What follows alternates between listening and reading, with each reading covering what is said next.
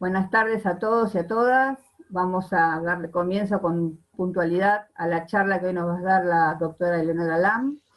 Voy a leer un breve currículum de la colega, doctora en Derecho y Bioética de la Universidad de Barcelona, máster en Bioética y Derecho de la UBA, abogada egresada de la UNCUYO y actualmente dirige la carrera de Género y Bioética de la Universidad Chapadmalal, que la acaba de lanzar ayer y ya tiene un montón de inscriptos, me ha contado, así que felicitaciones a la doctora.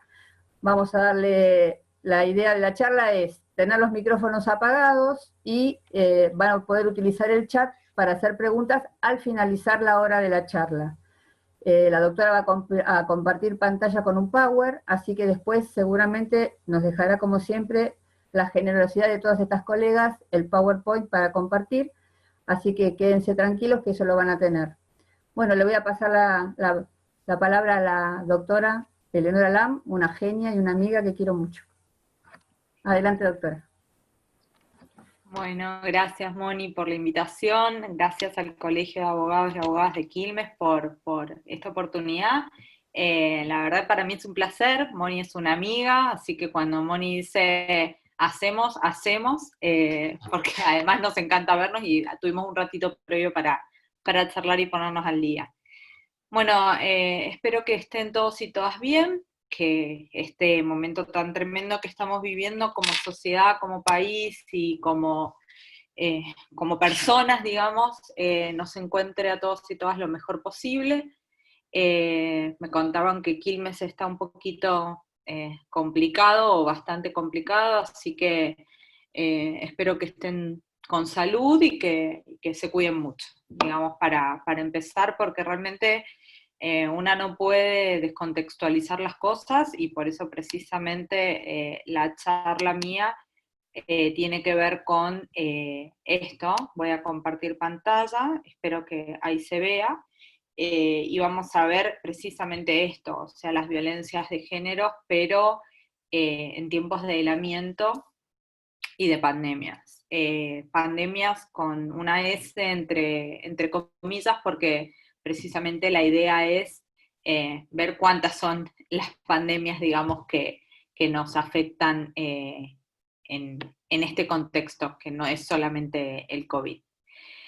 Bueno, hecha este saludo inicial, yo por lo pronto no estoy viendo el chat porque estoy viendo el Power, así que si hay alguna pregunta, Moni, que vos crees que me ir para que yo vea o que tenga en cuenta en el momento en que estoy hablando, te pido que me lo digas porque si yo veo el chat no veo el Power. Es como, hasta acá puedo con temas tecnológicos, digamos. No, pero creo que no se pueden las dos cosas. Así que, bueno.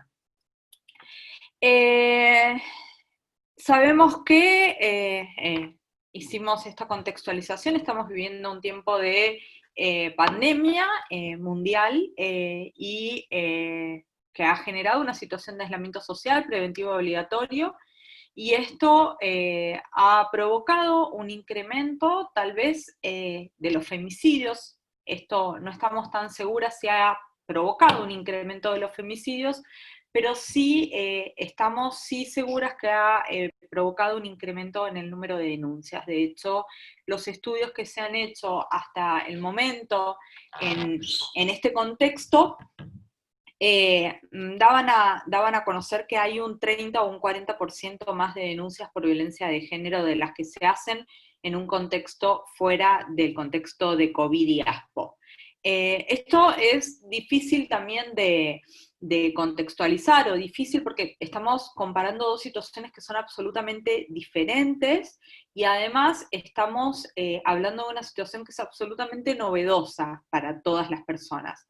Entonces, todos los datos que vamos a ver hoy y todo lo que vamos a hablar hoy, entiéndase que es un ir andando sobre la marcha. Nadie ha pasado por esto antes, entonces es muy difícil, por un lado, establecer datos, y por otro lado, compararlos estos datos, y por otro lado, incluso prever qué medidas tomar. Esto también es muy complejo en un contexto nunca antes vivido. Entonces, Hechas estas aclaraciones, a mí me gustaría hablar un poco de por qué esto repercute, porque es muy preocupante en materia de violencia de género las situaciones de COVID y de ASPO.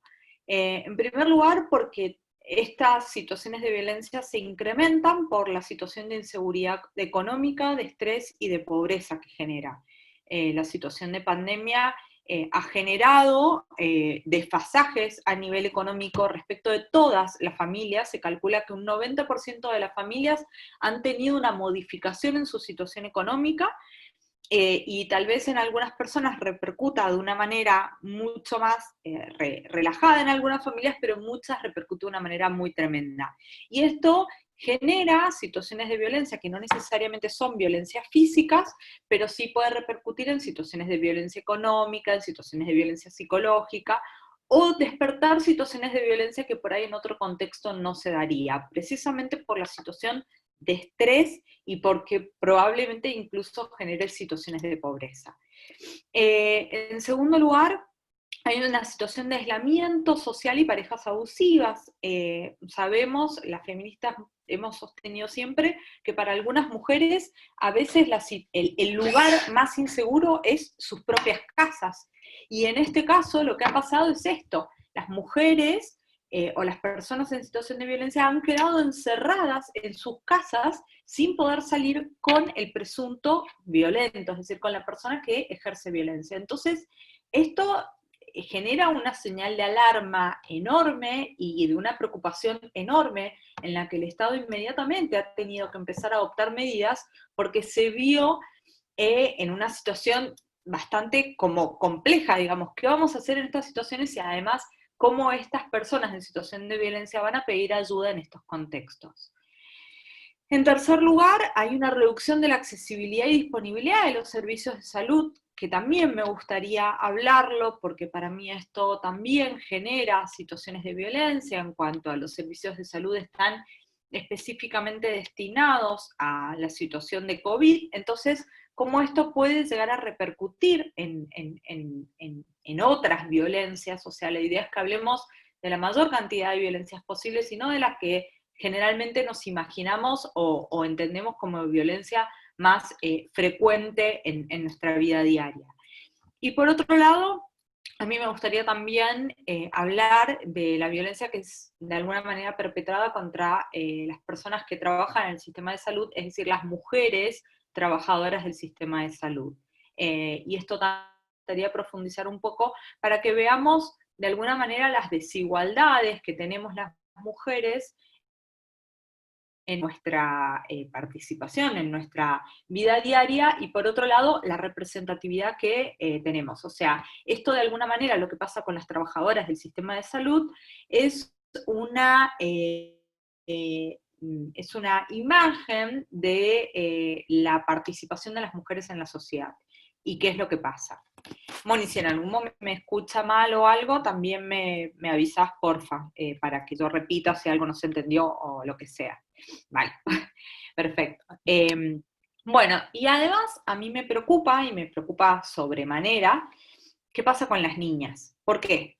Porque el encierro o las situaciones de ASPO genera un aumento de la violencia sexual contra las niñas. Sabemos que la mayoría de las situaciones de abuso sexual infantil son intrafamiliares. Entonces, las niñas en este caso han quedado, y los niños también, porque no solamente, si bien la mayoría de las personas menores de edad abusadas son niñas y adolescentes mujeres y no varones, lo cierto es que también estas situaciones de abuso pueden ser sufridas por los varones, pero lo cierto es que la mayoría de situaciones de abuso son intrafamiliar, entonces los niños y las niñas quedan conviviendo con sus abusadores en un marco absolutamente encapsulado, ¿no?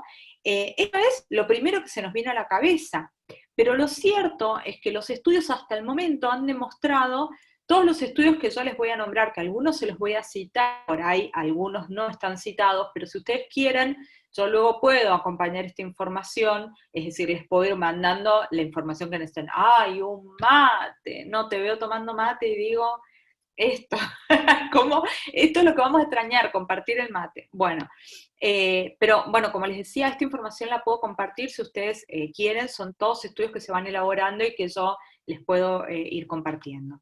Pero también los estudios han demostrado que hay mayores complicaciones para las niñas en mantener procesos de escolarización. Y esto es, mientras sucede la situación de aislamiento social.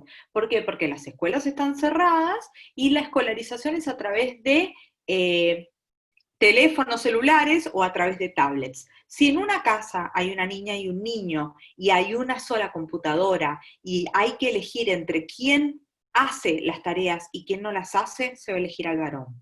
Esto es lo que han demostrado los estudios, como que si hay que elegir quién continúa con este proceso de escolarización en contextos en los que es complejo que lo hagan todas las personas, se va a elegir al varón en lugar de la mujer.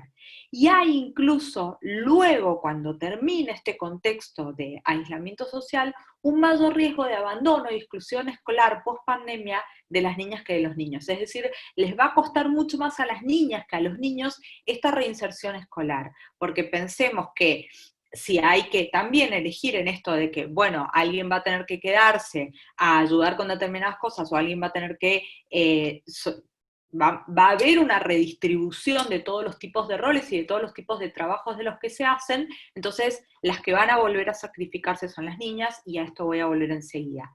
Y además hay un reforzamiento de los estereotipos, porque esto se produce en el ámbito de todas las familias.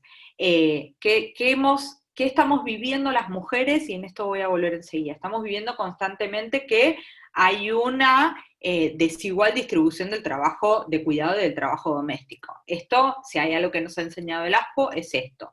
Voy a volver enseguida en esto, pero ahora, ¿qué quiero decir concretamente?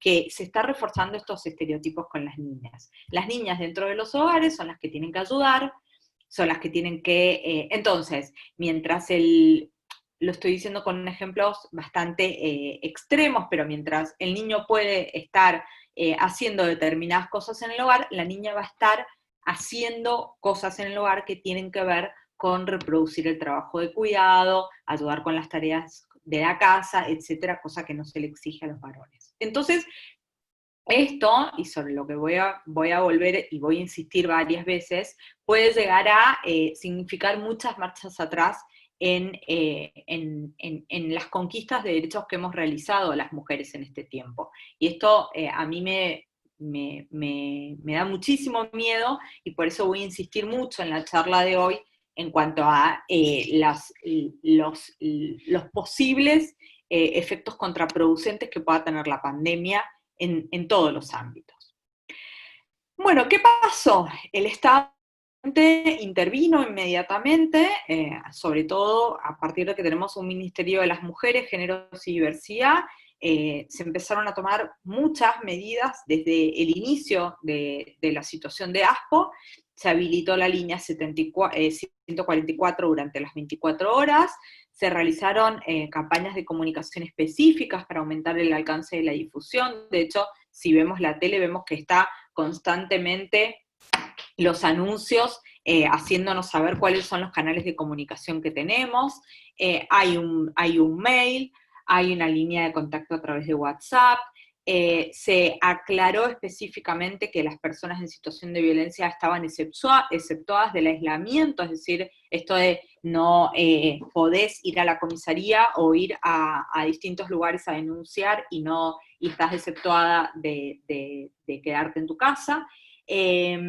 Se dijo que los lugares que trabajan situaciones de violencia también están exceptuados, se los consideró un servicio esencial. Todo esto fue obviamente paulatinamente, porque también, o sea, no es que se adoptaron todas estas medidas de un día para el otro, sino que paulatinamente se fue avanzando en las distintas medidas que se iba, a medida en que la situación obviamente iba generando todo esto, o sea, realmente fue muy repentino para todo el mundo. Se gestionó que los hoteles sindicales se utilicen como lugares de alojamiento para poder ser utilizados por personas en situaciones de violencia. Otra cosa que se gestionó también fue la prórroga automática de las medidas de protección judiciales que podían vencer durante la cuarentena.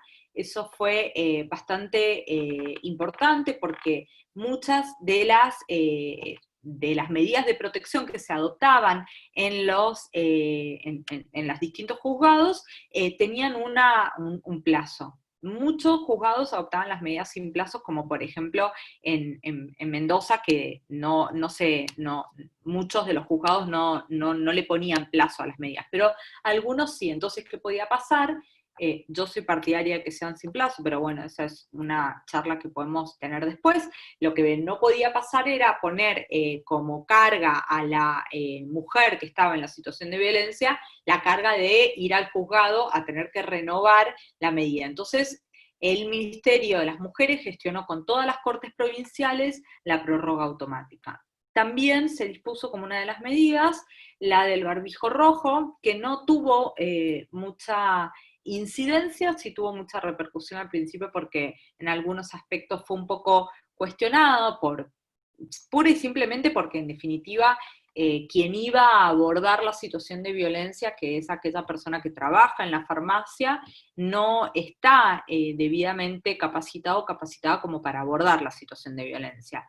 Quienes trabajamos en violencia y quienes trabajamos en género sabemos que se requiere de una formación para hacer un abordaje, que a veces cuando esta formación no está, el abordaje puede ser iatrogénico, es decir, puede ser contraproducente. Pero lo cierto es que en ese momento era necesaria todas las medidas posibles, todas las medidas eran bienvenidas, y cualquiera que pudiera sumar algún canal de acceso, en definitiva, era bienvenido. Entonces, cuando a mí me llegaban críticas, yo decía, bueno, a ver, sumemos ideas en lugar de ponernos a criticar. Creo que es importante este espíritu durante la época de pandemia, la construcción colectiva, más que nada antes que buscar la crítica. ¿Qué se hizo desde la justicia? ¿Qué medidas adoptaron desde la justicia? Por un lado, como dije, la prórroga automática por los tribunales de provincia. Después se permitió, distintos tribunales empezaron a permitir las denuncias, las notificaciones y la producción de prueba a través de medios electrónicos, ya sea web, correo electrónico, WhatsApp, entre otros. De hecho, en Mendoza se hace así, ya les voy a contar lo que implementamos. El acompañamiento a mujeres que desean realizar la denuncia, es decir, se previó que aquella persona que acompañaba a la persona en situación de violencia a realizar la denuncia, también estaba como eximida de la situación de aislamiento, y se previó el tratamiento de cuestiones vinculadas con el régimen de alimentos y el cobro de cuotas fijadas por la justicia. En Mendoza, yo les cuento básicamente dos medidas que hicimos. Por un lado, previmos como una de las primeras medidas adoptadas por la Corte de Mendoza la tramitación de alimentos, entendiendo que muchas veces las situaciones de violencia cuesta salir de la situación de violencia en aquellos contextos en los que se carece de los medios económicos. Entonces esto podía de alguna manera incrementar las situaciones de violencia o provocarlas en algunos casos también. Entonces, pero no solo por las situaciones de violencia, sino también porque en un contexto de aislamiento social y de crisis era fundamental que las mujeres, es decir, la perspectiva de género obligaba que las mujeres pudieran acceder a la cuota alimentaria. Digo las mujeres porque en general es la mujer la que recibe la cuota alimentaria del varón, pero sabemos que puede ser a la inversa, ¿no? Pero sabemos que en la mayoría de los casos es así. Y además en Mendoza habilitamos un sistema de formulario web, que ¿en qué consiste? En Mendoza hay un cuerpo auxiliar interdisciplinario que está compuesto por trabajadoras sociales que en el contexto de aislamiento social no podían hacer terreno, es decir, no podían recurrir o ir a los lugares a hacer sus peritajes sociales. Entonces, este cuerpo de trabajadoras sociales, que además trabaja frecuentemente en contextos de violencia, se las afectó, digamos, a que tramiten formularios web. Y en la página web del Poder Judicial se previó un formulario y determinados números de teléfonos a los cuales se deben comunicar las personas que están en situación de violencia. Si no tiene forma de llenar el formulario, que podría ser incluso a través de un teléfono, puede llamar por teléfono y se comunica con una trabajadora social. Si llama por teléfono y se comunica con la trabajadora social llena el formulario con todos los datos que necesita de cuál es la situación de violencia que está viviendo, y si entiende que esa situación de violencia requiere una medida de protección, entonces se envía a la justicia de familia, que se pone, que articula y que adopta la medida con los medios de prueba que ha recopilado también la trabajadora social, o si es necesario llama a los testigos, a las personas que ha declarado como testigo la persona en su formulario, y ahí se adopta la medida con una articulación también con el sistema de seguridad. Si la persona llena el formulario, entonces la trabajadora social, al recibir el formulario, se comunica telefónicamente y hace eso, ¿no? O sea, hace un primer abordaje, lo cual nos pareció que era como muy necesario, porque era más ameno en este contexto que un primer abordaje se haga por una trabajadora social que ya trabaja situaciones de violencia. Entonces como que al principio no todas las situaciones denunciadas en los formularios dieron lugar a medidas de protección. Esto también es importante porque muchas veces a veces era hasta la misma catarsis de la situación, que no ameritaba una medida de protección, pero sí ameritaba que haya un filtro previo a que eso llegue a la justicia, para que, digamos, de alguna manera aminore lo que ingresa al sistema judicial, cuando en definitiva no era además judiciable. Algunas decisiones judiciales que me parece relevante comentar, algunas digamos que tienen algún tipo de repercusión o que han sido interesantes, porque en definitiva se han resuelto cuestiones de violencia, digamos, pero que tengan algún tipo de trascendencia en esta época de pandemia.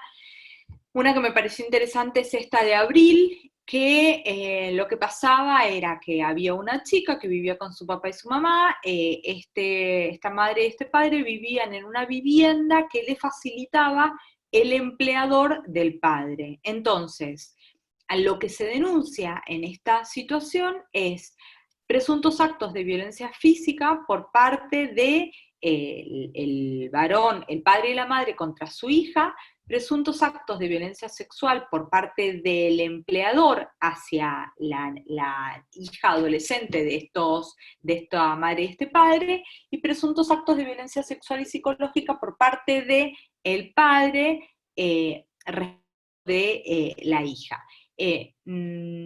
Entonces, hay actos de violencia física por parte del padre y de madre contra la chica, y además hay presuntos actos de violencia sexual. ¿Qué hace la jueza en este fallo que nos resulta interesante? Dice: los actos de violencia sexual y psicológica perpetrados han tenido lugar en el marco de dependencia económica y social del grupo familiar hacia aquel. Es decir, lo que tenemos que tener en cuenta en este caso es que esta familia vive en una vivienda que es provista por el empleador de este varón. Entonces lo que hace la jueza es, obviamente, si hace, o sea, puede hacer y hizo lugar a las medidas que se tengan que adoptar contra este empleador, pero también lo que hace es poner de relieve esta situación de dependencia económica. Entonces dice: hay una situación de poder, porque este señor F los amedrenta para que desistan de la denuncia y los presiona con el hecho de dejarlos en la calle sin trabajo y vivienda, y que esta es la única fuente del ingreso del grupo familiar. Entonces, ¿qué dice? Que la jueza dice: debo dictar medidas cautelares tendientes no solo a evitar que se reiteren estos actos de violencia sexual y psicológica, sino también la comisión, aunque refleja, de actos de violencia económica. Entonces, ¿qué dice? Que hay una imposibilidad de este señor empleador de despedir durante un plazo determinado a este señor y consecuentemente tampoco le puede sacar de la vivienda. Entonces, sin perjuicio de resolver todas estas cuestiones que tienen que ver con la violencia como tal, también dispone esta imposibilidad de que de alguna manera relaja todas las otras situaciones de violencia.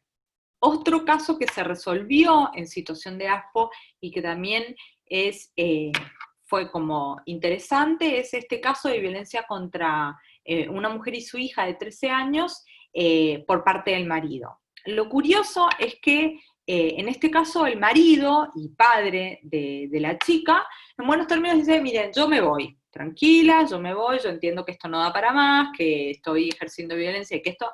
Ahora, vivo en Córdoba, o sea, no vivo en Córdoba, si me voy, al único lugar donde me puedo ir es a Córdoba, porque no tengo lugar. Y esto también se planteó en muchos casos. Si excluimos del hogar a una persona, ¿a dónde lo mandamos en un contexto de aislamiento social preventivo obligatorio? Entonces, en Mendoza no se terminó teniendo ningún, por lo menos que yo haya tenido conocimiento, no hemos tenido conflictos en cuanto a dónde enviar a la persona violenta, siempre se ha podido resolver, pero sí que nos lo planteamos y sí que en este contexto es complejo, porque indefectiblemente a algún lugar hay que llevarlo a este señor. Obviamente nos preocupa más la mujer en situación de violencia, pero algo hay que hacer porque también hay que controlar las medidas de saneamiento. Entonces, ¿qué hace? Precisamente la jueza autoriza a que este señor se traslade a Córdoba, estos traslados interprovinciales que en general no están permitidos porque estamos en este contexto de ASPO, y en este caso sí se autoriza, no solo porque era el lugar que tenía el señor para ir, sino porque además también era lo mejor para estas mujeres en situación de violencia, saber que este hombre iba a estar bastante lejos, ¿no? O sea, creo que eso las dejaba además más tranquilas. Otra medida interesante en este contexto de ASPO fue los partos en contextos de pandemia, ¿no? Acá, en esta juez o jueza, no recuerdo, del Juzgado Penal Juvenil y de Faltas de Arroyito de Córdoba, resuelve no autorizar a este padre, a la persona que había, digamos, era el padre de la persona que iba a nacer, a estar presente en el momento del nacimiento de su hija, conocerla y colaborar con su asistencia y cuidado mientras dure las medidas de ASPO dispuesto por el decreto. ¿Qué se tiene en cuenta en este caso? Que el señor que estaba pidiendo que se lo habilite, la mujer es la que dijo, no quiero que esté en el parto conmigo. Y se tiene en cuenta que esta persona era remisera y que no tenía certeza de que efectivamente no contagie a la mujer durante el parto y tampoco a la niña, y también se tuvo en cuenta la perspectiva de género y la autonomía de esta mujer. Hasta qué punto, si ella está pidiendo que este hombre no participe o no esté presente, hasta qué punto el forzar esta participación de este hombre puede llegar a violentar la situación de parto, la situación de posparto y todo esto que está viviendo esta persona en un contexto que ya de por sí genera muchísimo estrés. Entonces le dicen, bueno, mire, o sea, nada, la podrá conocer por videollamadas, obviamente la bebé no va a hablar, ¿no? O sea, pero está claro que podrá tener fotos y etcétera, y cuando termine todo esto podrá conocerla, pero mientras tanto respetamos la autonomía de esta mujer. Yo no sé hasta qué punto Marisa les habló de cuidado, pero a mí me interesa hacer algunas reflexiones. Hasta donde tengo entendido, Marisa habló de adopciones y de control de legalidad y etcétera. Si hay algo que yo les voy a comentar en materia de cuidado, voy a hacer un pantallazo bastante ligero de la situación, que por ahí Marisa la hizo, pero yo quiero hacer hincapié en la perspectiva de género en el cuidado. Entonces, Si hay algo que Marisa ya les comentó y que yo estoy hablando de nuevo, Moni, me haces algún tipo de seña para que lo pase más rápido y seamos respetuosas con el tiempo de la gente.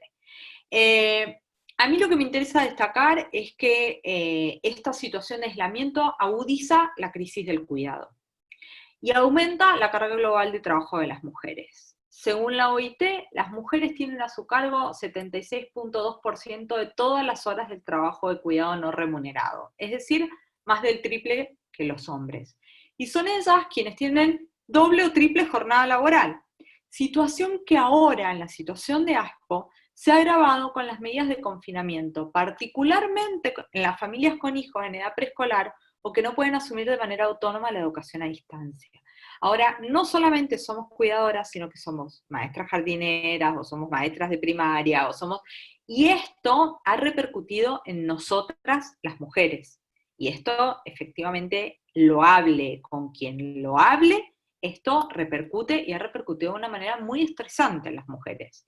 Entonces, la situación actual, si a esto todo, además le sumamos que si hay algún miembro de la familia que sufre una enfermedad crónica o están a la cargo de adultos mayores, son las mujeres las que van a estar cuidando a estas personas que o tienen una enfermedad o hay algún adulto mayor. Es decir, si hay que llevarle comida a alguien o hay que abastecer a algún adulto mayor, vamos a ser las mujeres las que lo vamos a hacer. Si hay que hacerse cargo de algún cuidado, somos las mujeres las que lo hacemos.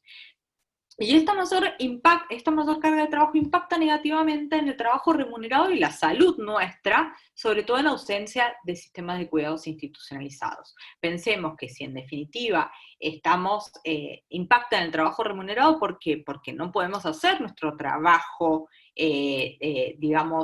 no reproductivo. Estamos haciendo únicamente el trabajo reproductivo. Y esto que llaman teletrabajo, vamos a ver una fotito que bastante bien lo grafica. Pero esto se muestra en todos los ámbitos y ya han empezado a ver estudios que reflejan, como por ejemplo este que se publicó en la revista Nature, que muestra cómo las investigadoras, que son las que están, lo digo yo porque soy investigadora y fui mucho tiempo investigadora del CONICET, estamos acostumbradas a estar en casa. De hecho, quienes hacen investigación estamos acostumbradas a estar en casa. Pero fíjense cómo esta situación de ASPO ha repercutido negativamente en la posibilidad de producción de las investigadoras respecto de los investigadores. Hay diferentes estudios, este no es el único, que muestra cómo, en definitiva, las mujeres que investigan están produciendo menos papers que los varones que investigan. Entonces, esto indefectiblemente nos muestra esta situación de desequilibrio y de desigualdad que está potenciándose a través del ASPO, y esto es lo que debemos evitar. ¿Qué necesitamos básicamente? Primero, promover la corresponsabilidad, tanto en lo laboral como en lo doméstico, esto de que dividamos y hagámonos cargo, vos y yo, de lo que tengamos que hacer. Y hay que hacer campañas dirigidas tanto a mujeres como a hombres para promover esta corresponsabilidad. Y digo tanto a mujeres como a hombres porque muchas veces somos nosotras las que no nos damos cuenta y asumimos las cosas porque tenemos incorporado el patriarcado adentro y creemos que somos nosotras las que lo tenemos que hacer, o incluso muchas veces creemos que somos las que mejor lo hacemos. Entonces, mira, la verdad que los varones de esto no saben, y de eso no hay ningún tipo de asidero científico. De esto no saben porque nadie les enseñó, y porque desde chiquititas nos han criado a hacerlo nosotras, pero saben y pueden hacerlo también como nosotras. Es cuestión de que se hagan cargo y lo hagan. En segundo lugar, hay que promover licencias cuando hay hijes en la escuela. Esto es lo que pasó, por ejemplo, en el Poder Judicial de Mendoza. En el Poder Judicial de Mendoza se dijo, si las personas que trabajan en el Poder Judicial tienen hijos o hijas en edad escolar, como no hay nadie que los pueda cuidar, porque no pueden ir a la escuela, porque las trabajadoras domésticas no están yendo a trabajar, porque las niñeras tampoco, etcétera, etcétera, entonces no vienen a trabajar, tienen que justificar que tienen hijos en edad escolar. Ahora, eso está bueno, hay perspectiva de género, pero estaría bueno si hubieran dicho, si hay varón y mujer trabajando en el Poder Judicial, una semana uno, la otra semana el otro, o si hay varón y mujer que trabajan en el Poder Judicial, se le da un incentivo al varón para que también se tome una semana, o sea, alguna medida más, porque si no, en definitiva lo que pasa es que las que terminamos estando exceptuadas somos nosotras, entonces el varón va a trabajar y la mujer se queda cuidando. Y eso es muy peligroso en cuanto a los efectos post pandemia que vamos a ver enseguida. Entonces, licencias alternadas, cuando nos piden este teletrabajo tan famoso últimamente, tenemos que promocionar la flexibilidad que permita de manera igualitaria conciliar las responsabilidades del hogar y el cuidado con las actividades laborales, y tiene que haber un reconocimiento a la mayor carga de trabajo en las familias que están asumiendo principalmente las mujeres. Este reconocimiento tiene que existir. Y si no, esta imagen creo que lo reduce, lo muestra muy bien. Encuentren las diferencias entre el teletrabajo, así estamos trabajando las mujeres, y así están trabajando los varones. Con esto no quiero ofender a nadie, ni mucho menos, y entiendo que es un chiste, pero no es un chiste, es la realidad de las mujeres hoy en día, y muchas veces, eso a mí me ha pasado, y me puede pasar perfectamente que entre mi hija en cualquier momento interrumpa, porque ya no sabe si yo estoy grabando un video, si yo estoy dando una clase, si estoy hablando sola, o si qué, pero parte de tener a su mamá 24 horas en casa también es, si necesito algo, me ha pasado un video y que se ha caído, entonces he tenido que ir a socorrerla, o sea, es lo que hay y es parte de. Entonces me parece que debemos empezar a reconocerlo. Entonces, a mí, ¿qué me parece importante? Los estados deben priorizar e invertir en los servicios de cuidado. Esto es algo que nos tiene que enseñar la pandemia. La situación de COVID nos tiene que enseñar que el Estado tiene que invertir en servicios de cuidado, ofreciendo progresivamente más cobertura bajo consideración de servicio esencial como condición para facilitar la inserción o reinserción de las mujeres en la vida económica. Entonces, post-COVID habrá que organizar jardines, espacios de cuidado, etcétera. Todo esto nos lo tiene que dejar la pandemia de alguna manera, nos tiene que mostrar o nos tiene que poner de manifiesto cómo el trabajo doméstico, en definitiva, es un trabajo, no es eso que llaman amor, es trabajo no pago, es tal cual, y cómo el Estado tiene que organizar esto para que deje de invisibilizarse, para que tenga un espacio, y porque además empobrece a las mujeres. Y con el empobrecimiento de las mujeres hay un empobrecimiento de toda la población, porque esto nos repercute, y cuando salgamos de la pandemia, entonces nos va a repercutir negativamente más que nunca a nosotras, como vamos a ver enseguida. Esto se vio además claramente en el cuidado de los hijos y de las hijas. Sabemos que, esto voy a hacer un repaso rápido, lo primero que se dijo es, hay una situación de aislamiento y nadie se mueve de donde está. Después el Ministerio de Desarrollo Social promovió una resolución por la que dispuso excepciones al aislamiento en caso de que haya niños o niñas adolescentes, que era, si se encontraba en un domicilio distinto, se va al otro, al que es su centro de vida, al que en definitiva siempre estuvo. Cuando por razones laborales o de fuerza mayor uno de los progenitores tuviera que moverse. Decime, Moni, si esto lo vieron con Marisa. ¿No? No te escucho.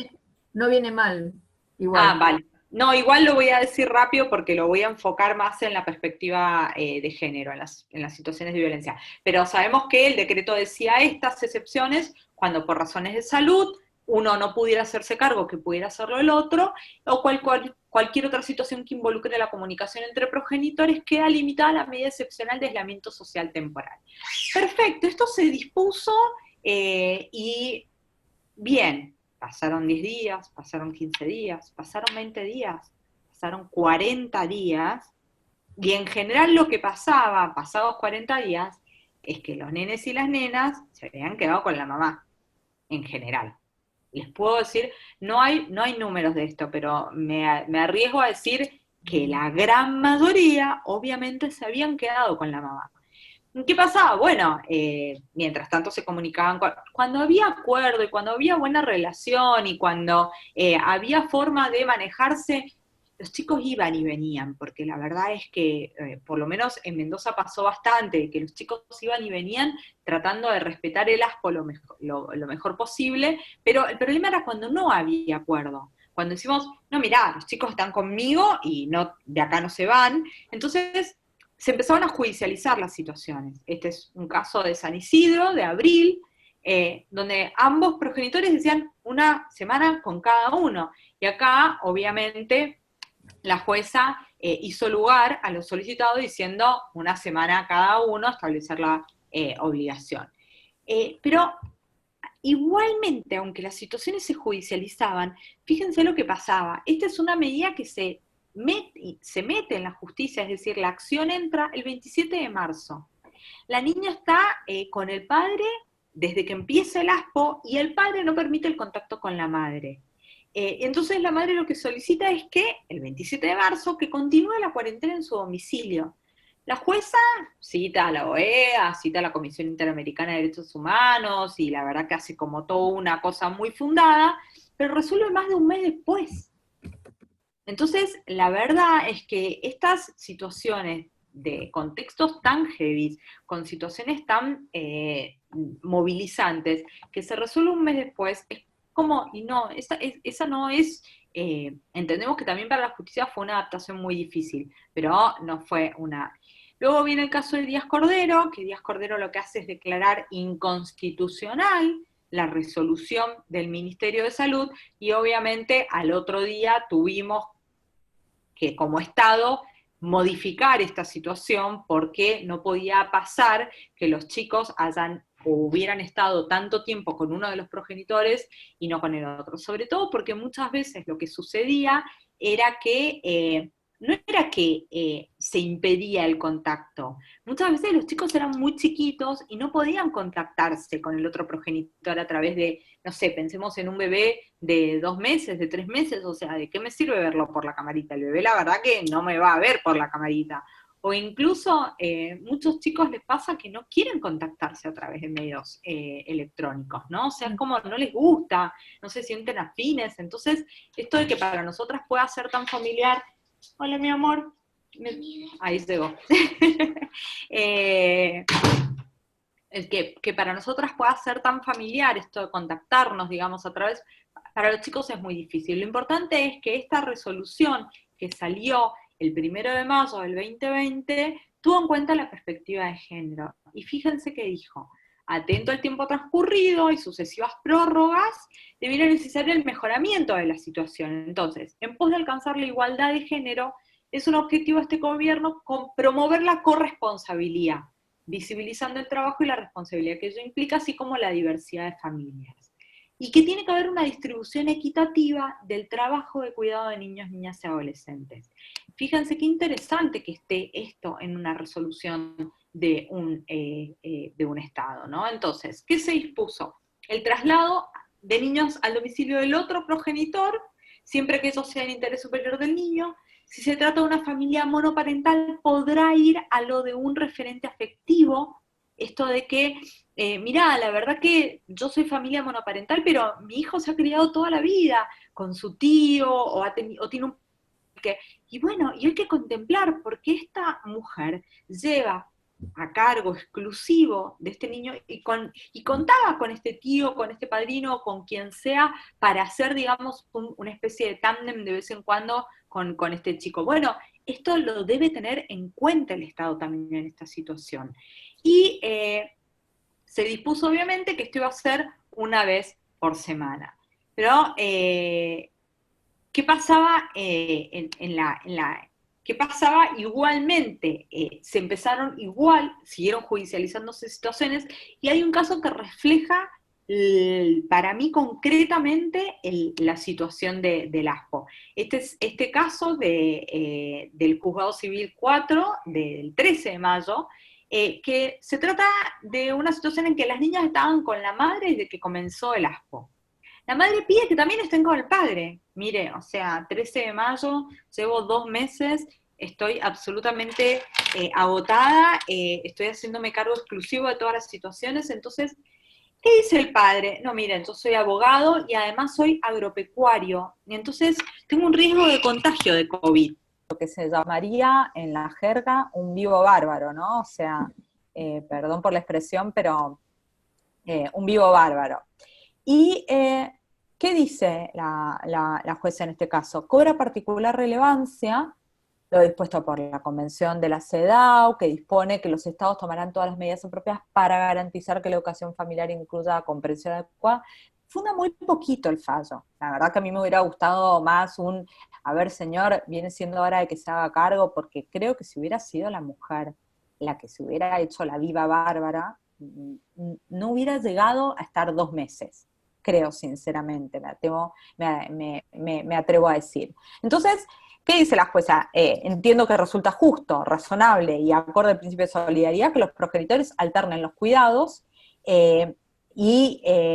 incluso con relación a esta normativa coincido con esto de que sea una vez por semana el traslado, no corresponde aferrarse al pie de la letra con rigorismo manifiesto, sino realizar una interpretación adecuada del texto que respete el espíritu de las normas superiores sin hacer daño a las niñas. Es decir, aquello que resulte más acorde a la realidad. Entonces le dividió la semana en 2, 3 noches con uno, 4 noches con el otro, que era lo que para esta familia era, o sea, obviamente la regla es una regla que se establece como genérica, pero luego como jueza puede adaptarla a las situaciones de esa familia.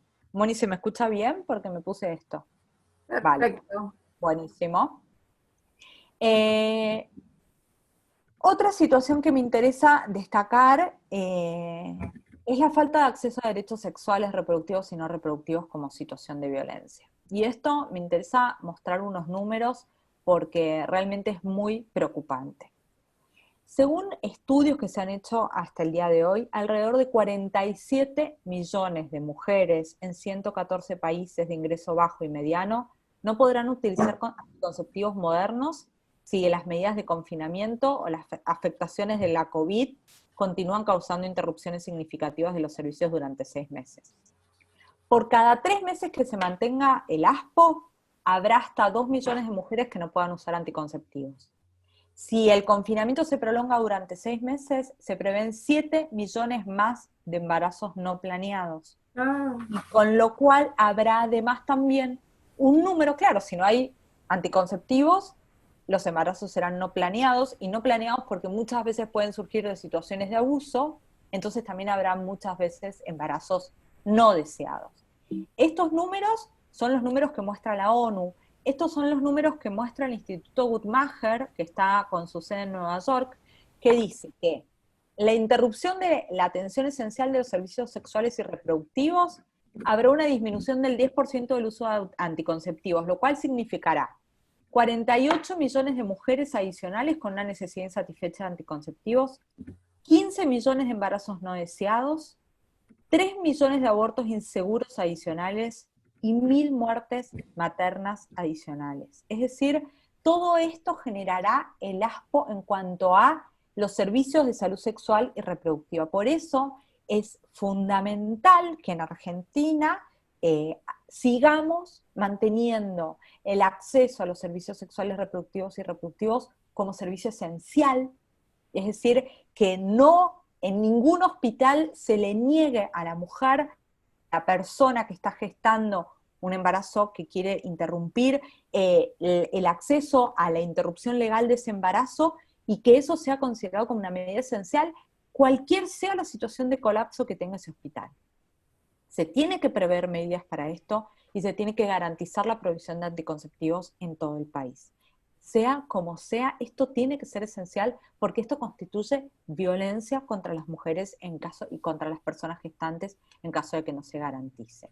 Y esto lo muestra cómo estas situaciones de ASPO además generan situaciones de abuso, ¿no? Por ejemplo, esta médica que salió en todos los diarios que mintió sobre las semanas de embarazo que tenía una niña de 12 años que había sido violada para que esta niña no pueda efectivamente interrumpir ese embarazo. Es decir, todo esto que también se va potenciando, ¿no? Esto que se cierra con el ASPO, el aislamiento cierra las cosas y las vuelve como mucho más impermeables, entonces corremos el riesgo de que estas situaciones se generen.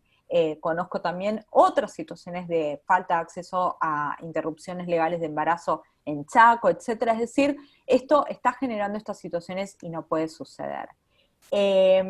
Otra cosa que me pareció interesante, no lo llegué a traducir, está en inglés, es un estudio que muestra cómo la situación de COVID puede generar otros tipos de violencias. Tenemos la situación y que se puede plantear con mucha frecuencia o con cada vez más frecuencia, una mujer o una persona que pare, es decir, que está pariendo, y esa mujer o esa persona que está pariendo tiene COVID-19, le puse COVID-10, COVID-19. ¿Qué hacemos con esa mujer y con ese niño o niña que está pariendo? ¿Debe ser separado de esa mujer o esa persona? ¿Tiene que ser separada? Bueno, fíjense lo interesante de la situación y cómo vamos haciendo camino al andar, que por un lado la Academia de Pediatría, la Academia Americana de Pediatría, dice que ante la falta de abundante evidencia, recomienda la separación, es decir, recomienda que se separe a la madre del niño o de la niña ante la falta de evidencia. La Organización Mundial de la Salud dice todo lo contrario, lo que recomienda es mantener al bebé piel contra piel, digamos, absolutamente cercano a su mamá y compartiendo la habitación. Y otra academia de medicina lo que dice es lo que hay que hacer es tener en cuenta la voluntad de la madre de si separarse o no separarse. Es decir, lo que les quiero demostrar es que la falta de evidencia científica, porque precisamente estamos ante situaciones muy nuevas, nos lleva a que 3 organismos fundamentales de un peso tremendo a nivel científico lleguen a conclusiones absolutamente distintas. Y esto también nos lleva a cuestionarnos un montón de cosas. Si las separamos a la madre o a esa persona que ha parido de ese niño o de esa niña, ¿qué hacemos cuando después le damos el alta? ¿Qué medidas tomamos en el hogar de esa mujer para que efectivamente se mantenga separado? ¿Hay condiciones para garantizar eso? ¿Qué pasa si no consiente esa separación? Igual forzamos esa separación. ¿Quién tiene la autoridad moral para decidir si ese bebé debe ser separado de la madre en el hospital? ¿Quién tiene esa autoridad moral? Sobre todo ante la falta de evidencia científica de que efectivamente la COVID-19 afecta a bebés. Y después hay que ver hasta qué punto la persona que está decidiendo que se ha separado ese bebé de ella está tomando una decisión autónoma o está siendo forzada por un contexto a decidir. Es decir, a mí si yo estoy pariendo un bebé y me dicen, mirá, la verdad que si te lo dejas con vos, sos COVID-19 positivo, podés llegar a matar a tu hijo, ¿hasta qué punto estoy decidiendo autónomamente o hasta qué punto me están forzando a decidir? Estas son efectivamente situaciones de violencia obstétrica que se pueden llegar a producir, pero lo que yo quiero mostrarles es la falta de certezas que hay en muchos ámbitos todavía y cómo, en definitiva, debemos tratar de siempre buscar aquello que sea más respetuoso de la situación de derechos humanos y que garantice la autonomía de las mujeres. Llegamos a este punto, yo ya, son las 5, voy a dejar el espacio para preguntas, no voy a hablar tanto más, pero me interesa terminar algunos puntos de la presentación y luego abro el espacio de preguntas. Moni, perdón que me excedí un poquito, pero vale. A mí me interesa mostrarles esto que les adelantaba al principio, de cómo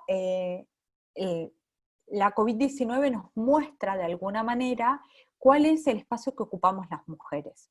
Las mujeres somos el 70% del personal de salud. O sea, de todo el personal de salud que hay, el 70% en el mundo somos mujeres.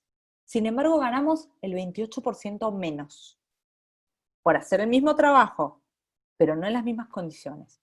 Tenemos diferencias de pago, tenemos barreras al trabajo a tiempo completo, porque no tenemos la misma disponibilidad horaria que tienen los varones, por el trabajo doméstico y de cuidado que hacemos. Tenemos diferencia de acceso a desarrollo profesional y tenemos diferencia de acceso a roles de liderazgo. Las mujeres no dirigimos hospitales, las mujeres no somos jefas de servicio, las mujeres, o sea, Sí lo somos, pero en una proporción mucho menor que los varones. Y esto que se está presentando en el sistema de salud y que salta ahora por una situación de COVID, también tiene que ver con que esta representatividad se genera en todos los espacios. Pero además, las mujeres desempeñamos un trabajo mucho más riesgoso que el de los varones. Estamos mucho más expuestas a, si somos trabajadores de la salud, a contagiarnos de COVID que los varones, porque tenemos un trabajo mucho más cercano. Los varones están como más hombres entre 2008 y 2009. Y fíjense lo que recoge la CEPAL. Ante la inevitable crisis económica, la única forma de que no se segmente sexualmente la reinserción laboral, es decir, que las mujeres sean asignadas al trabajo no remunerado de la casa y los hombres al trabajo remunerado, reforzando las desigualdades de género, será con medidas afirmativas por sectores productivos y campañas públicas de información de la importancia individual y colectiva de la reinserción laboral. ¿Qué quiero decir con esto? Que se van a reducir los puestos de trabajo, porque va a haber, y estamos ante una crisis económica. Entonces, cuando tengamos que decir quién vuelve a trabajar, y haya solamente posibilidad de que vuelva una en un hogar, va a volver el varón y las mujeres nos vamos a quedar cuidando. Y si hay posibilidad de darle trabajo a alguien y se presenta una mujer o un varón, lo más probable es que se elija al varón y no a la mujer. Esto es lo que no tiene que pasar, pero la experiencia en la crisis inmediatamente anterior nos muestra que esto fue lo que pasó. Entonces necesitamos participación de las mujeres en el diseño de las políticas públicas que se van a desarrollar cuando salgamos de esta situación de crisis y que se tiene que estar desarrollando en esta situación de crisis. Teniendo en cuenta además de que si el confinamiento se prolonga al menos durante 6 meses, se prevén 31 millones de casos más de violencia por razones de género. Ese es más o menos el número. Por cada 3 meses hay 15 millones de casos adicionales de violencia de género. Indefectiblemente las medidas se tienen que adoptar ya. A modo de resumen y a modo de qué es lo que tenemos que hacer, y estas son las recomendaciones que ha hecho la CEDAW frente al COVID y que es un poco lo que yo he desarrollado en esta exposición. Primero tenemos que abordar el impacto desproporcionado de la pandemia en la mujer, en la salud de la mujer, no es lo mismo. Hacemos un desproporcionado cuidado de los niños y de familiares enfermos, y gran número de mujeres que trabajan en la atención salud están expuestas a mayor riesgo, como dije recién. Garantizar los servicios de salud sexual y reproductiva como servicios esenciales, proteger a las mujeres y niñas contra la violencia de género, como lo ha hecho nuestro Estado al adoptar distintas medidas, pero no nos podemos dormir. Asegurar la igualdad de participación en la adopción de decisiones. Por ejemplo, cuando pasó la foto esta que estaba todos varones, no pueden haber más fotos de todos varones. Tenemos que estar las mujeres decidiendo a la parte de los varones las políticas públicas que se van a adoptar. Y el Ministerio de las Mujeres, Géneros y Diversidad está haciendo un trabajo importantísimo para que efectivamente nuestra voz esté representada, pero esto tiene que ser transversal en todos los ministerios, como tenemos mujeres valiosas hoy ocupando puestos importantes en todos los ministerios. Garantizar la educación continua, tenemos que garantizar que las niñas no van a quedar rezagadas en esta educación que vamos a tener quién sabe por cuánto tiempo, y proporcionar apoyos socioeconómicos a las mujeres para que en esta reinserción no se vean rezagadas las mujeres, para que cuando haya una reinserción al mercado laboral estén en igualdad de condiciones las mujeres de los varones. Hace mucho tiempo que la Organización Mundial de la Salud dijo que la violencia de género era una pandemia. Es un problema de salud global de proporciones epidémicas. La violencia de género es una epidemia. La COVID-19 es una pandemia. Creo que hay mucho por hacer y creo que la COVID-19 y esta situación de ASPO nos tiene que dejar lecciones para no repetir, para valorar lo que hoy, hasta el día de hoy, no hemos valorado y para entender qué estereotipos y qué roles no debemos seguir reproduciendo. Este es el director de la Organización Mundial de la Salud, que dice que es tiempo para los hechos, no para el miedo, es tiempo para la ciencia, no para los rumores, es tiempo para la solidaridad y no para el estigma. Creo que esto es lo que tenemos que plantearnos como sociedad, tenemos que informar responsablemente, tenemos que ser solidarias y solidarios en este contexto, y creo que tenemos que actuar como estamos actuando, con la responsabilidad en la que estamos haciendo las cosas, y sobre todo en cuestiones de género prestarle la necesaria importancia que tiene para seguir por el camino que vamos.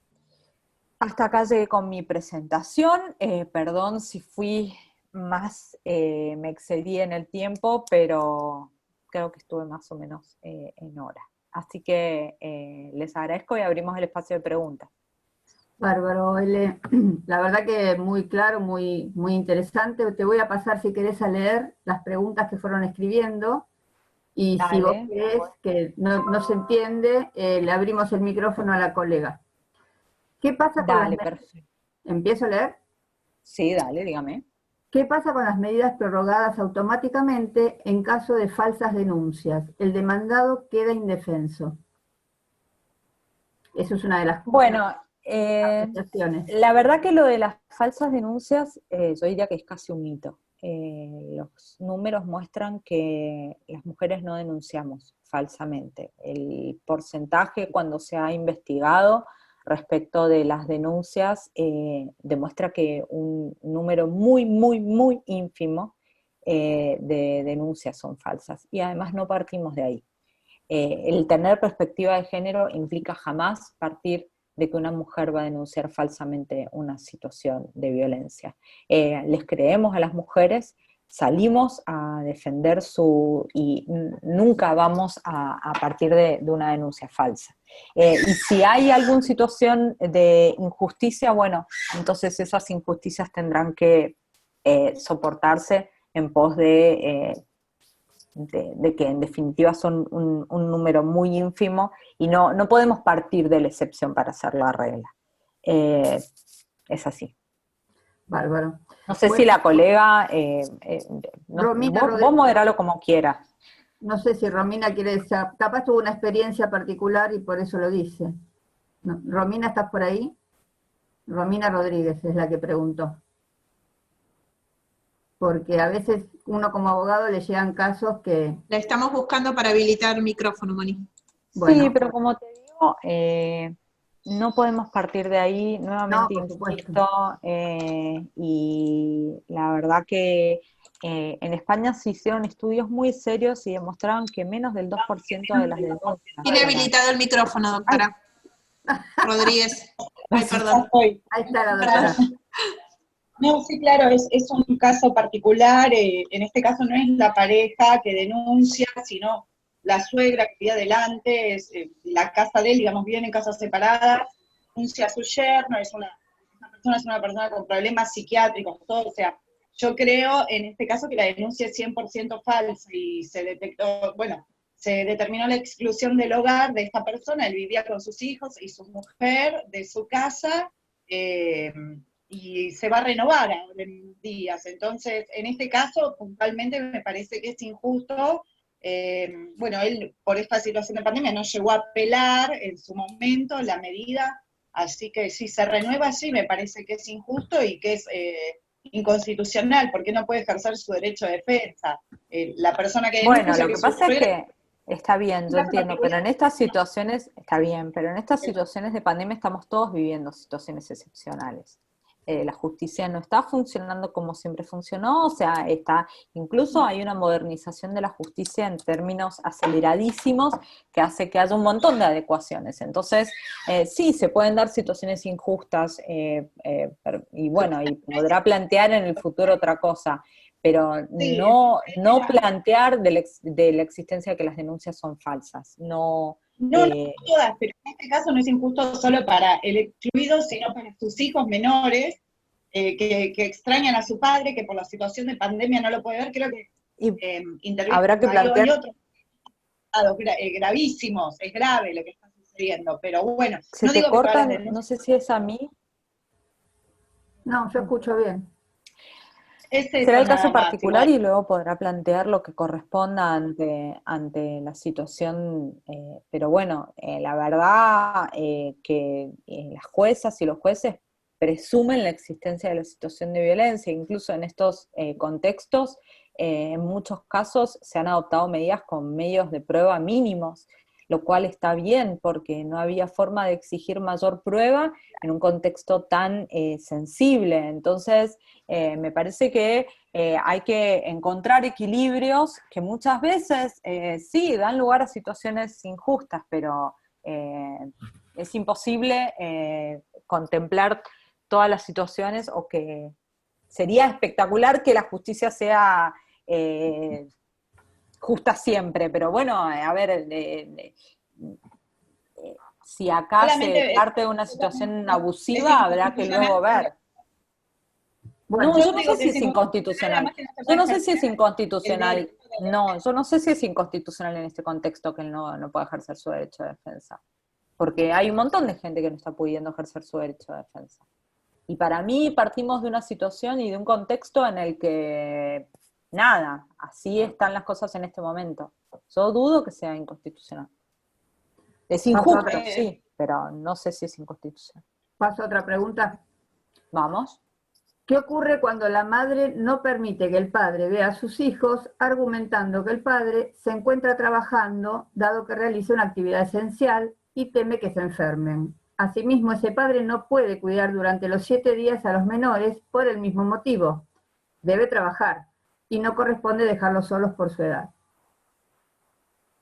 Pero no entiendo. ¿La madre ni el padre pueden cuidar? No estoy No, entendiendo. parece que el papá tiene un trabajo esencial, la mamá tiene Sí, miedo, porque tiene miedo que se le contagien, y perfecto. además ese papá no lo puede cuidar toda la semana, porque trabaja. Claro. Entonces, ¿cómo ejercer ese papá su derecho? Y será a través de de las vías de comunicación informáticas, está claro. Y No hay sí. forma de... Y mira, la verdad, si está en riesgo, creo que también depende de cuál es la situación de riesgo. Por ejemplo, hablábamos de este hombre, el abogado y agropecuario, que decía, yo estoy haciendo trabajo que me expone a contagio. Y la jueza ponderó y dijo, no, la verdad que tu riesgo es el mismo que el de... Ahora, una cosa es que seas médico terapista y estés con casos de COVID, y otra cosa es que seas, no sé, que trabajes como en los que recogen la basura y que efectivamente por ahí estás haciendo un trabajo esencial, pero no necesariamente, o sea, depende del caso particular. Y hay que ver hasta qué punto es fundado el miedo de la madre en que efectivamente sus hijos se contagien, y si es un miedo fundado, y bueno, entonces la verdad es que hay que equilibrar las situaciones, y en este caso prevalece y ha prevalecido siempre la salud y la vida por sobre otras cosas. Luego habrá posibilidad de hacer comunicación, incluso no se debe impedir. Y hay que ver hasta qué punto es fundado o es infundado, y si es infundado, entonces está obstaculizándose ese cuidado. Pero hay que ver también hasta qué punto el papá quiere, porque por lo que entendí no quería. Sí, sí, no puede, los 7 días no podría estar con los niños, o sea, porque trabaja, así que tampoco Bueno, podría estar una semana. también hay que empezar a ser creativos y creativas, ¿no? Por ahí puede buscar un momento durante un día de la semana en un contexto en el que al aire libre, con el distanciamiento social necesario, o sea, ahí también hay que buscar las maneras, o sea, no Bueno, estoy diciendo ninguna, estoy... hay que pensar en creativamente. Paso a otra preguntita de la doctora Wambol. Te pide si podés dar tu opinión o jurisprudencia respecto al derecho de comunicación con los abuelos durante la pandemia. Igual. Lo mismo. Lo que pasa es que, claro, por ejemplo, ahora en Mendoza se abrió, ustedes están viendo una situación muy diferente, pero es lo mismo, o sea, es eso. La verdad que depende de cada caso, de cada contexto y hasta qué punto. Los chicos son supuestamente los que llevan más el virus, y las personas adultas mayores son las que pueden resultar más perjudicadas. Bueno, paso a otra. Entender por única vez, una semana cada uno, dice la doctora. Pasados más de 2 meses, ¿cuál es la conducta apropiada? O sea, viste que había una jurisprudencia que decía que eso, cuando pasa más tiempo. A ver, esto depende de los acuerdos que se hagan. Yo les voy a contar lo que hicimos en Mendoza, por ejemplo. Antes de que salga el decreto de una semana y una semana, que el decreto tampoco dice una semana, dice que el traslado se tiene que hacer una vez por semana. Entonces eso también flexibiliza un poco la interpretación. La idea es que seamos responsables en lo que estamos haciendo, ¿no? O sea, trasladamos una vez por semana. Incluso la jurisprudencia ha dicho, esto es un criterio genérico, como les decía recién, pero hay que adaptarlo a cada caso. En Mendoza lo que hicimos fue poner al cuerpo de mediadores del Poder Judicial, que hace una mediación prejudicial obligatoria, como se modificó lo prejudicial, porque se empezó a definir con distintos criterios qué era lo urgente que entraba a la justicia, la mediación dejó de funcionar como esta prejudicial, siguió haciendo las prejudiciales que se habían pedido antes para que cuando se levante la situación de aislamiento directamente entren a la justicia, pero se destinó al cuerpo de mediadores concretamente para mediar las situaciones de comunicación y cuidado. Y acá lo que se trata de hacer es que los progenitores y las progenitoras se pongan de acuerdo y traten de llegar a una solución que respete todos los términos. El aislamiento por un lado, que se debe cumplir, las medidas de saneamiento, etcétera, etcétera, pero no hay recetas, porque incluso, o sea, habrá que ver cuáles son los criterios de la familia, las situaciones de riesgo que hay, etcétera. Es todo medible, es muy, no hay una fórmula para ser concreta. Bueno, te paso a otra. Acá la doctora Gómez pregunta, ¿qué sucede si quedó pendiente una consulta con el equipo técnico del juzgado para poder reanudar un convenio de comunicación? Y estamos ahí. Está todo eso suspendido, o sea, perdón, pero incluso está suspendido hasta por ley, o sea, todo eso no existe ni siquiera la posibilidad de hacerlo de nada. Sí, sí, eso está. Algunas, si hay alguna urgencia. Le voy a decir de última Fede Oanati que yo no traje tanta jurisprudencia en términos de cuidado porque a mí me interesaba enfocar el cuidado en cómo repercute en cuestiones de género. Pero le voy a decir a Fede Oanati que son las dos clases que traigan más jurisprudencia en cuestiones de cuidado para ver. De todas maneras, no van a encontrar algo muy distinto a lo que hablamos, o sea, es un caso a caso lo que se va resolviendo. Lo ideal sería que no se judicialicen estas situaciones, porque además, indefectiblemente, las sentencias tampoco es que salen muy rápido, entonces, la verdad, creo que como madres y padres y como abogados y abogadas de las personas que estamos representando, deberíamos intentar asesorar para poder llegar a un acuerdo que sea lo mejor para esos chicos, para esas chicas que da bastante situación de estrés, están padeciendo con toda esta situación espantosa que estamos viviendo. O sea, priorizar el interés superior en este contexto más que nunca. Entonces, seamos como abogados o abogadas que patrocinamos un poco, mediemos en pos de lograr acuerdos en beneficio de estas situaciones, ¿no? Tratemos de limar esas asperezas de alguna manera. Bueno, Eli acá. No estoy diciendo nada nuevo, lo sé, pero bueno, es como... Un colega dice, doctora, no coincido con usted referido a que las denuncias falsas son ínfimas. A los abogados nos consultan mucho sobre estos temas. Más allá de que la premisa siempre es que se le cree a la víctima que denuncia, a veces a los estudios jurídicos llegan casos donde la verdad que del otro lado la defensa es medio difícil. Si bien tenés las audiencias y todo eso, del equipo técnico, una vez que te meten la denuncia, obviamente el sistema actúa. Y bueno, son años y años y años de construcciones patriarcales que nos han destruido a las mujeres, que hace que ahora a veces terminen los varones perjudicados. Es una respuesta actual. Y sí, y bueno. Bueno, te voy a pasar otra colega, la doctora Tomé. ¿Cómo se podría generar un sistema efectivo en la provincia de Buenos Aires de denuncias de violencia? En Cava, por medio de la OBD, actúa un equipo interdisciplinario y se evalúa el riesgo, el grupo de contención y la necesidad de las medidas a dictar que, por otro lado, se resuelvan en el día.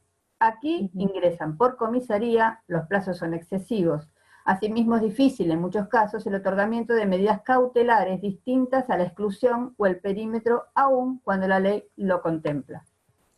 Mira, un sistema efectivo, quien tenga esa respuesta descubrió la pólvora para mí, porque la verdad que venimos años y años pensando cuál es la solución. Lo cierto es que yo lo que puedo decir es que nunca va a ser en la justicia la solución a la violencia de género.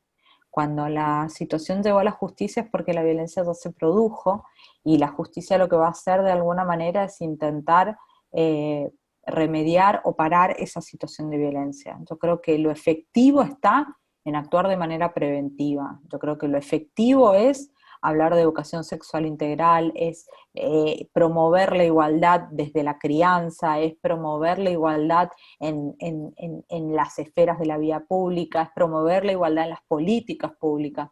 Yo creo que eso es lo que promueve la prevención de la violencia, que es lo que tenemos que hacer.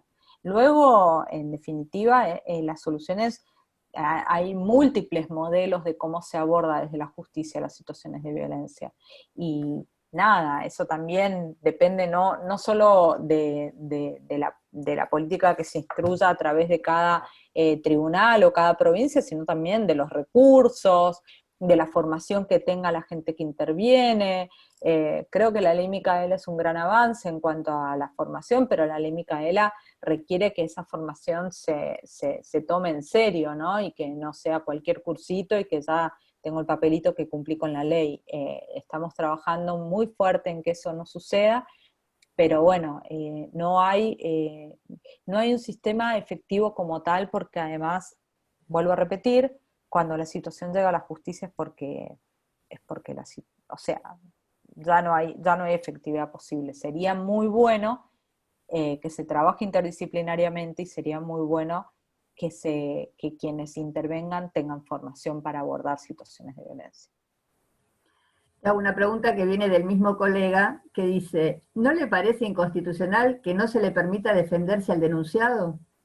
No, yo no estoy diciendo que eso es o no. Lo que estoy diciendo es que a mí estamos ante un contexto muy extremo, muy especial, muy singular, muy particular, y así como no se le permite defenderse a esa persona en esa situación, que me parece que no es así, simplemente se le prorroga su situación, no es que no se va a poder defender. Me parece que lo que se está haciendo es priorizando una situación para que la mujer no sea la que tenga que ir al juzgado a solicitar una prórroga, que eso es lo injusto, que poner en la carga de la mujer que si no se avivó que la medida se le vencía, porque a veces no tienen conocimiento de que las medidas se vencen o qué sé yo. Se trata de establecer un equilibrio en eso. Entonces, no sabe que la medida se le vence y al otro día lo tiene al tipo de vuelta hostigándola, acosándola, violentándola. Entonces, en esto, tendrá su momento de defenderse. Por ahí no es en el momento en el que le hubiera correspondido si no estuviéramos en este contexto de aspo, pero estamos en este contexto y hay que equilibrar las cosas, y hay una cuestión que es la proporcionalidad. ¿A qué le vamos a dar la proporción justa en estos términos? Y a mí me parece que el eje está bien puesto al sostener, no tiene que ser la mujer la que tiene que tener la carga de acordarse, pedir, ir, y la renovación, y etcétera. Perfecto. Paso a una que es un poco larga, pero parece ser muy interesante. A ver. Los ministerios de Justicia y Derechos Humanos, de las Mujeres, Géneros y Diversidad, de Seguridad, junto al Ministerio Público Fiscal de la Nación y el Ministerio Público de la Defensa de la Nación, realizaron un instructivo para agentes de seguridad a fin de tomar denuncias por violencia de género durante el aislamiento social preventivo y obligatorio por COVID-19.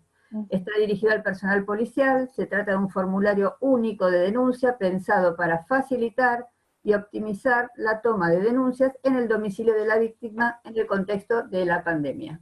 Está bueno, Vale. si es así. Bueno, que lo compartan para que de última puedan tenerlo todos y todas las colegas.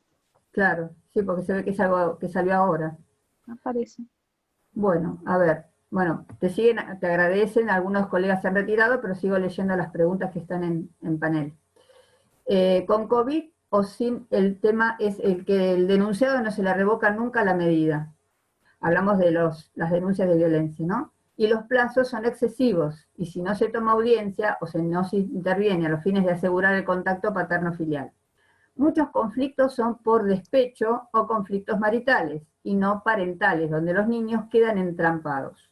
Al ponderar, se entiende a la seguridad y protección de la vida de la mujer, pero muchas veces las violencias no es contra los niños y la medida se extiende a ellos. Sí, sí.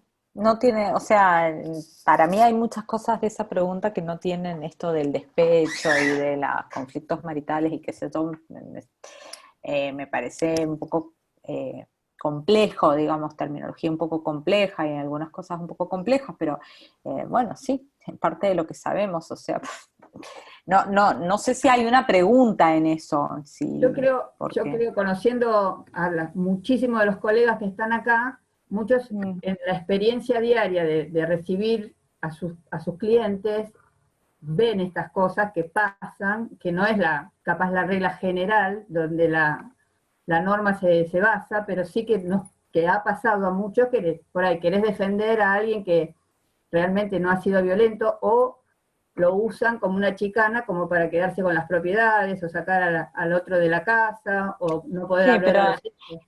Es más o menos lo que hablábamos recién, es de vuelta, mínimo. no partimos de ahí y no es la regla. Y voy a decir lo mismo que dije recién. Sí, no, por eso creo que lo plantean. No, por eso, son años, siglos de patriarcado, y ahora les toca quizás a ustedes tener algún tipo de situaciones injustas, que tal, o sea, es parte de la construcción que ellos mismos crearon esto, o sea, verdaderamente no creo, yo si rasco un poco ahí en esas situaciones, yo no descarto que haya efectivamente una situación de violencia. Lo que pasa es que también hay mucha complicidad a veces en esto de querer escuchar lo que, que no sea tomado mal, ¿no? Pero, o sea, esto de es una despechada, y no hay eso. A veces, de verdad hay una situación de violencia abajo, que muchas veces por la falta de formación en género no se puede advertir. Y porque se paran desde un lugar en el que prefieren no creer, entonces es como, a veces deberíamos, yo propongo que también empecemos a ver desde dónde nos paramos, ¿no? Cuando vemos estas situaciones, revisemos desde dónde nos paramos, para ver si no estamos, en definitiva, no queriendo ver algo, ¿no? Bueno. Sí, no, la mayoría de los que están son colegas de la matrícula, creo, y bueno, calculo que todos deben tener experiencias negativas con relación a este tema. Yo coincido con vos en la mirada, que creo que la respuesta tuya es de actualidad en cuanto a lo del patriarcado, ¿no? Porque siempre uno prejuzga de decir qué hiciste o por qué te lo mereces. Pero más allá de eso, creo que a muchos colegas les llegan estas cosas a los estudios, por eso, teniéndote acá vos, es como que quisieran encontrar una respuesta que no la tenemos. Que no la van a tener de mí. No, pero aparte que la premisa siempre es... Claro, no, pero es que aparte de eso creo que si nos hace ruido, entonces formémonos en género para efectivamente poder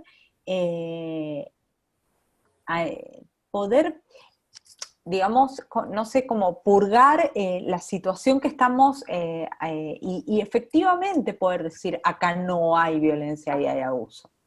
Me parece que nos hace falta eso, porque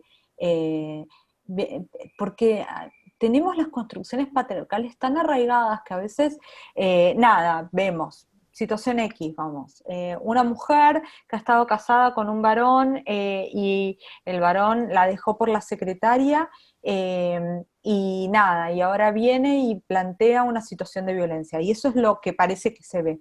Pero no, por ahí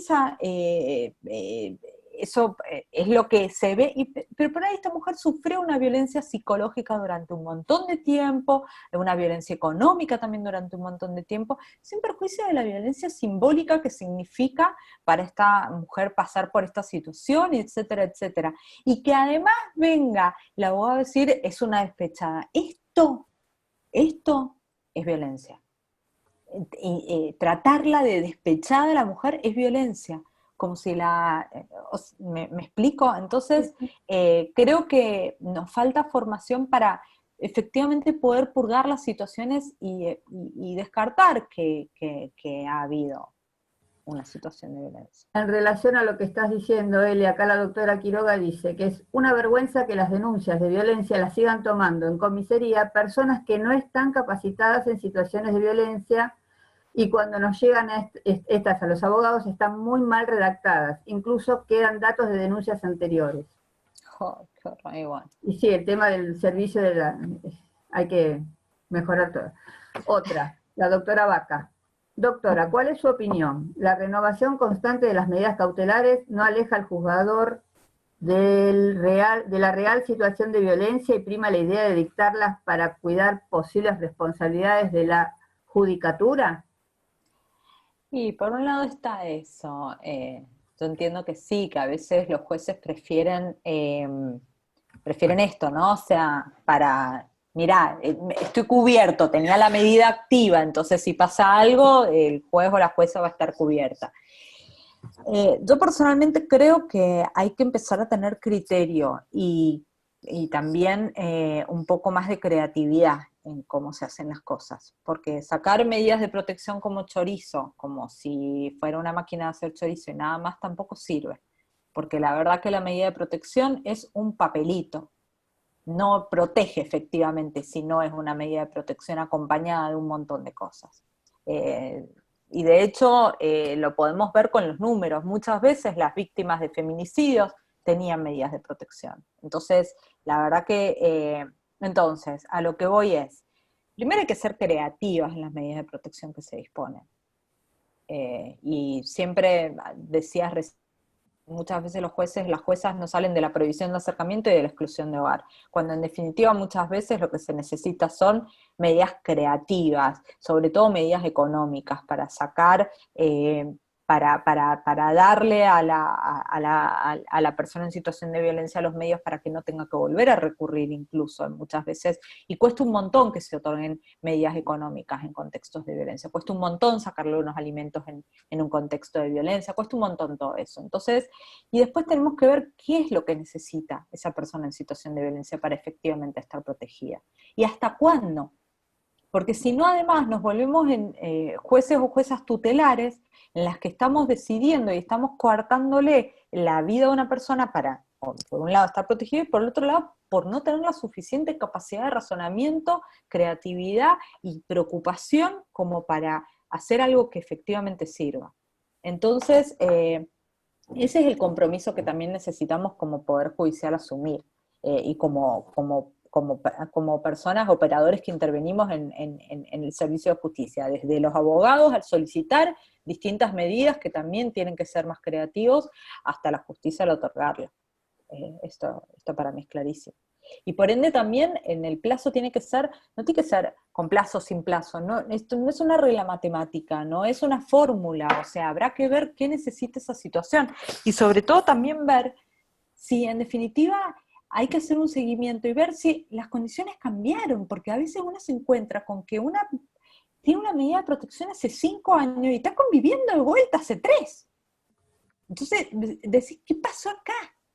O sea, no, o sea, claro. Y nada, ahí te demuestra que en definitiva a veces salen como chorizos sin más. Perdón la expresión, pero creo que es lo suficientemente gráfica para que nos quede. Sí. Te pregunta otra colega, ¿se presentó en Mendoza algún proyecto respecto a sanciones de algún tipo cuando se constata una denuncia falsa de violencia debido al desgaste jurisdiccional que se generó? No. Bueno. Que yo conozca, no. A ver.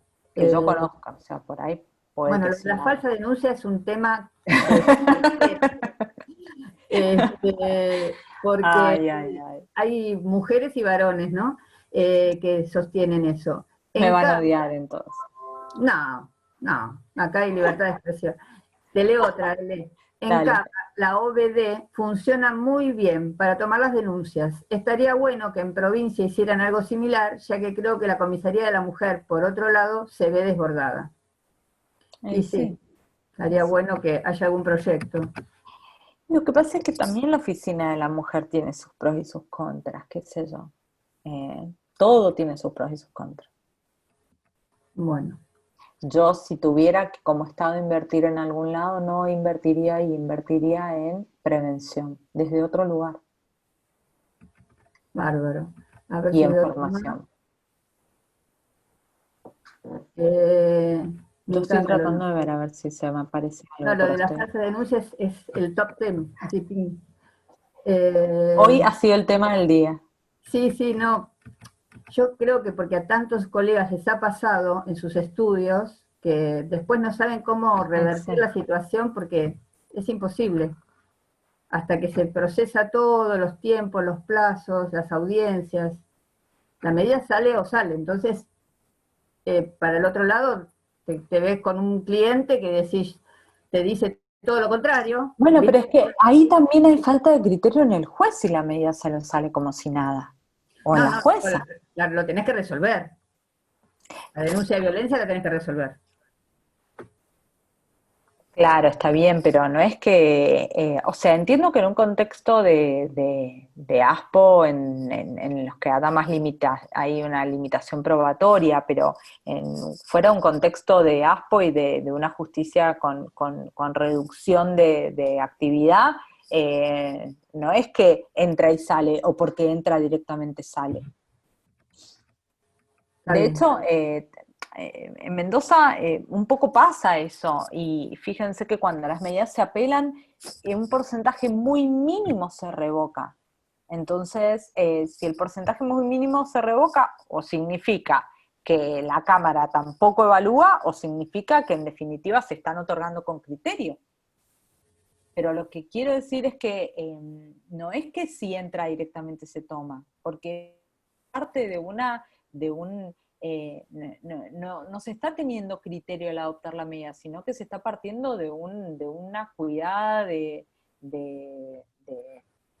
asiento de aquel que está, al que se le está solicitando la medida, para decirlo de una manera muy políticamente correcta. Bueno, no sé si hay alguna más, la mayoría están rondando ahí en estos temas de la medida de... O por ahí que levante la mano y la dice verbalmente, si alguien quiere decir algo o Alguien algo, que no sé. quiera... Yo veo acá que hay como un montonazo de mensajes. Sí, muchos Muchísimo. saludan, muchos te han dejado los saluditos y otros han Bueno, preguntado. me alegro. Pero Yo el también tema de mando la falsa saluditos. denuncia es reiterable. Bueno, Moni, no sé. habilitamos. El doctor Santiago Nicolás está levantando la mano. Tiene Bueno, habilitado el dale. micrófono.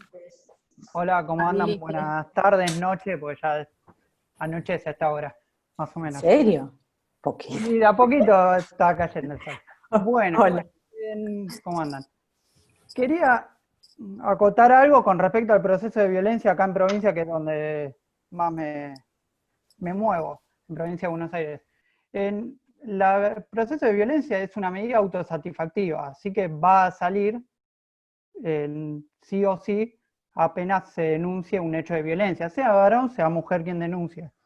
No es el ámbito para meter prueba y decir que hay falsa denuncia o no. Yo no creo que no es el ámbito el proceso de violencia, sino que a mi punto de vista habría que hacer daños y perjuicios y comprobar que la denuncia es falsa. No estoy de acuerdo en que, bueno, en el caso de un hombre, una mujer que hace una denuncia, dígase falsa, en este caso, porque la mayoría estamos hablando de la falsa denuncia, que se diga, bueno, el hombre como es hombre y por todo el tema del patriarcado, se la tiene que bancar. No, hay que probar, No. a mi punto de vista, Claro, es lo que acabo de decir, ojo. en el proceso que corresponde. No corresponde en lo que es el proceso de violencia en sí, sino iniciar un proceso nuevo. Pero déjame que Cámara, diga una cosa para que no se me malinterprete. tan carente de perspectiva de género, es una persona que sostiene que hay falsa denuncia y etcétera, o sea, por un lado, pero también es carente de perspectiva de género decir que el hecho de que se denuncie algo implica que automáticamente se tiene que tomar una medida porque es una mujer denunciando contra un varón. Eso tampoco es así. De hecho, eso vuelve al sistema iatrogénico, y eso es lo que retroalimenta esto de que se sostenga que hay una falsa denuncia. Entonces, Pero acá por ende, si se adopta una medida es porque la medida se tiene que adoptar porque existe una situación de violencia. Si no, retroalimenta este discurso. particularmente a mí me pasó bueno, yo escuché, Eleonora, que habías dicho que estabas a favor de que sea sin día, sin fecha, la medida. Sin plazo, pero sin plazo con Exacto. creatividad. O sea, a ver, que se me entienda. Yo lo que creería es que debería decirse, cuando cesen las condiciones que justifican esta medida, debe cesar la medida, pero para eso tiene que Caso haber un condicional sería. seguimiento. Perfecto. Claro, y para eso tiene que haber un seguimiento. Lo que pasa es que ese seguimiento tampoco puede significar un tutelaje de las personas a las que se les ha dispuesto una situación de violencia. Entonces, Perfecto, y coincido. para mí no tenés que poner un plazo, porque vos ponés el plazo y ahí la medida se vence y estás poniendo en la mujer la carga de tener que ir a pedir una renovación cuando muchas veces ni siquiera tienen esa información. Entonces, para mí no es